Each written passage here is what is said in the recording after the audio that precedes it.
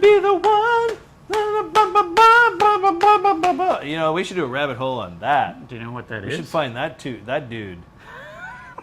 We should get that dude in here and talk about his music. Catchy tune. Catchy. Grabs you. Apparently, he keeps Balls. singing it. It really does. It's an earworm, for sure. Not an ear candy, but an It's earworm. an earworm. It is ear candy. Some kind of Candy for parasite. your ear. All right, so now we're going to look at. Oh, by the way, I'm Chad. Oh, and I'm Garrett. We're here doing another review. This one's going to be about Extreme, the band Extreme, not Extreme anything else. But people slag them because they, you know, More Than Words, Wholehearted, that was the big popular tune. Fools. So Ignorant fools. yeah, they're way more than that. Nuno's a monster, has done a lot of fantastic stuff on his own. Gary Cherone, you know, people rag on him too. I know GR thinks he's icky. Oh, GR, you make one comment on the internet and it haunts you forever. This from That's a man what in a people- cow onesie. You know. I know. Love you, I feel GR. bad. You're all right. I know a lot of I know a lot of people that have a problem with Gary. They just think he was too twee, too twirly, and you know, they just didn't get it. Especially when he joined Van Halen, and he he was kind of a rocker dude in the beginning, like with Extreme, and then with Van Halen, suddenly it's like bell bottoms and disco suits and short hair, and like at the time people were like, "What?" So it was a little weird. I know people that have a little. He's not the only one who said that about Gary. I always liked that about Gary. I like his flamboyance. I like that he was kind of like Freddie Mercury-ish. Yeah. And Extreme were very Queen-like. People kind of missed that. They kind of got that hair band label at that time, but it was Queen, really. Everybody thought they were kinda supposed to aping. be Skid Row-like or something like that, you know, and they just weren't that. They were a little above that, actually. Yeah, they were. They were very tough. I mean, did they get a raw deal? I don't know. They did pretty well, and they're still a thing, and people still know them. So I don't think they would complain too much about the success they had. They had like one massive hit that isn't really their definitive song. No. But it was a massive hit, and it did well, and people still like it. You still hear it all the time. So It doesn't define them. It's not representative of their whole catalog at all in any way, shape, or form. They came out of the sort of the hair metal thing. Like they have their Van Halen influence, their Aerosmith influence, their Queen influence, but they had the ability to step through genres, and I think a lot of those bands just did not. No. And so they got kind of screwed because everybody thought they were like the power ballad acoustic guys. I think they were doing so many different things that at a time when you just really couldn't do, like Queen could get away with it because people It were a was little the more 70s. open-minded back then. But Extreme just were doing all these different things, and people were like, no, you only do one thing, and kind of like just that's what you are forever. And If they you get a assign it to- chance, go search out Queen or Extreme doing the Queen medley at Freddie Oh, Mercury tribute. God, it's sick. That It's is awesome. so good. It's so good. It's really good. They're the only ones that really truly got it. Queen, seal of approval too. They weren't, they weren't just aping Queen. Queen heard that and went, "Oh yeah, those guys are the real shit." They say so in the intro to the medley they perform at that concert. If you go watch the clip. Truth. We're not going to watch that though. We are going to watch an So Extreme ignore video. everything we've said. Yeah. Well, maybe we'll do a review on that later. But So they have actually they got back together. Nuno left after the Waiting for the Punchline album, and so they broke up. And Gary joined Van Halen, as we know, as a lead singer for one album. I can't listen to it as a Van Halen album really because it doesn't feel like that at all to me. It's difficult to listen to, period. There's a couple of okay tracks. By the way, we're both massive Van Halen fans. If we don't know, we mentioned that before. Eddie is the reason I'm here right now talking about music. Yes, and I had a totally open mind to that album when it came out. I was like, okay, Gary Cherone, I like Extreme, all right, that might be all right. And there's a couple of solid tunes on it. The production's terrible. The album's awful. It's not Gary's fault. Eddie was losing his mind at the time, and it's just you know, everybody would want to like, why didn't Eddie do a solo album? What would that would have sounded like? It would have sounded like that, and it would sound like shit. So it's a really good thing Eddie Van Halen never did a solo album because he needs a bullshit filter. He cannot call all the shots himself. No, that song that he did, How Many Say I, should never have happened. That would be a good rabbit hole. Tarnishes his legacy. It would. Anyway. You want to see projectile vomiting for 5 minutes. Eddie sings it, which should give that away as to where that sits. That's just where the shit begins. It's just way worse.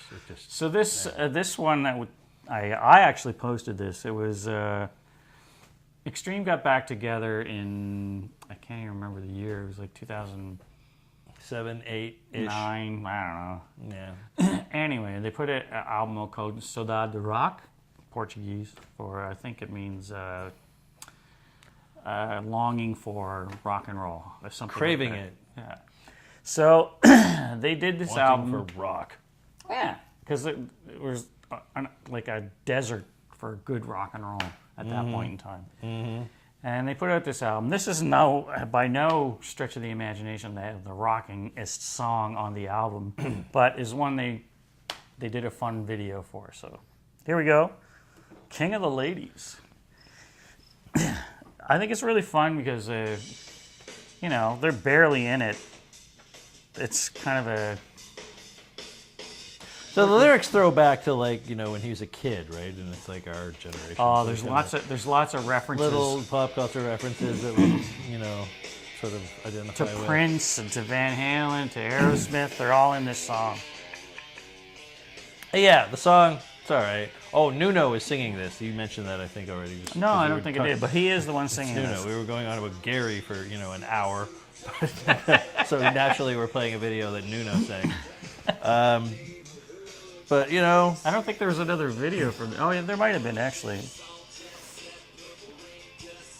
Purple Rain cassette. I had a Purple Rain cassette. I still do. It's in my mother's attic. Cassettes. They're like a thing now. But people don't really play them. They just, like, hipsters have them on a shelf. Did you see that somebody posted something about a little unit that you plug into the hole? I've seen this, yes. Yes. Why would you do that right now, anyway? I don't understand. Like Walkmans, I think, are a thing now. I don't get it. With hipsters, they play like the Walkmans with the giant foam headphones. You see them walking around with them. That's insane. I have every song I own on my phone. Me too. Why would you do that? Me too. I know, like the compression rate and everything. It sounds shitty. Blah blah blah. It's great, but when I'm like traveling in the car or whatever. That's a good thing to have all your songs with you.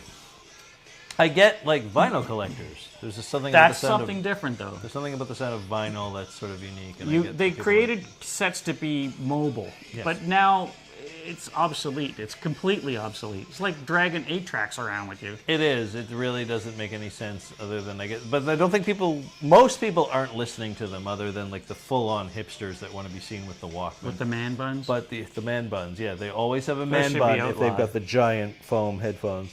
But most people just have them on their shelf, like cassette, you know, like the knickknacks.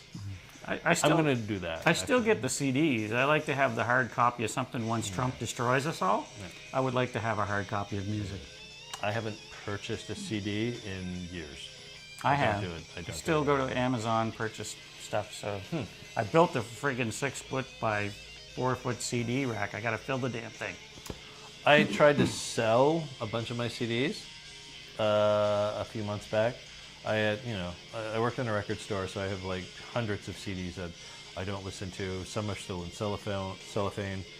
So I took like 100 of them to Sonic Boom to sell, and Buddy just like laughed, and he would only even take 15 of them, and he traded like a T-shirt for them. I thought I was gonna get like $400 for them or something.